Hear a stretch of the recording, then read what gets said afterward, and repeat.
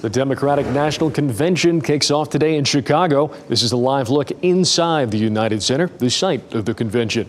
Vice President Kamala Harris and her running mate, Minnesota Governor Tim Walz, are set to formally accept the party's nomination. President Biden is expected to kick off the convention as the keynote speaker tonight.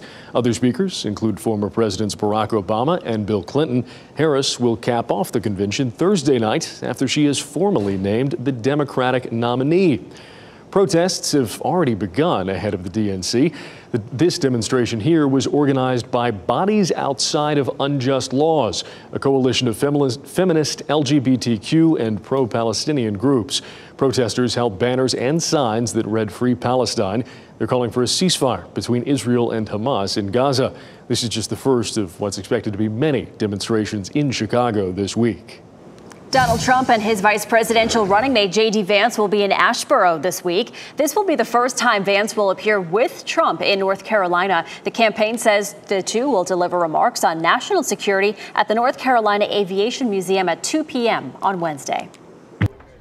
Hi there. Expect a lot of energy and enthusiasm here inside the United Center in Chicago as the Democratic National Convention kicks off later today. There's no question there's been a huge shift in momentum since Vice President Harris moved to the top of the ticket.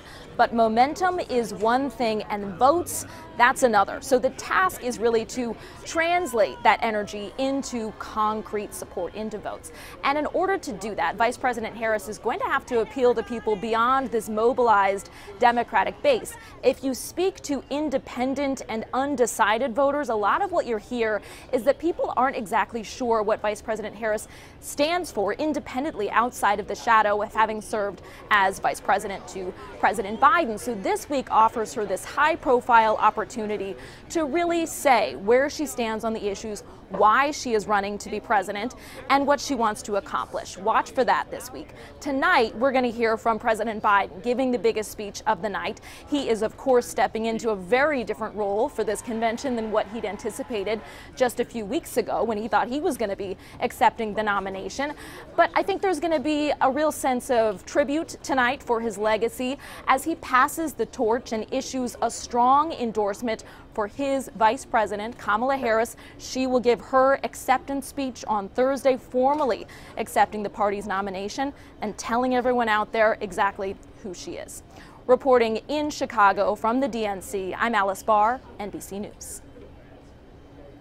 This morning, Vice President Harris is preparing to accept her party's nomination, but not before Democrats first honor President Biden tonight. Punctuated sources tell NBC News by a pass-the-torch moment, where President Biden and Harris are expected to share the stage. The new Democratic ticket touring Pennsylvania Sunday. When you know what you stand for, you know what to fight for.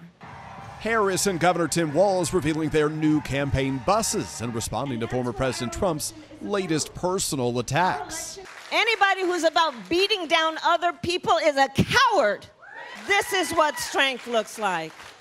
Mr. Trump in the state a night earlier bashing Democratic policies as fascist, calling immigrants who enter the U.S. illegally savage monsters, and lashing out at his rival, insulting Harris's appearance. They said, no, her biggest advantage is that she's a beautiful woman. I'm going, huh. I never thought of that. I'm better looking than she is. If you have a policy debate for president, he wins. Donald Trump, the provocateur, the showman, may not win this election. New polls show Harris is surging, narrowly leading Mr. Trump among likely voters nationwide, though still within the margin of error. And they're neck and neck in the key battleground states. I very much consider us the underdog. We have a lot of work to do to earn the vote of the American people.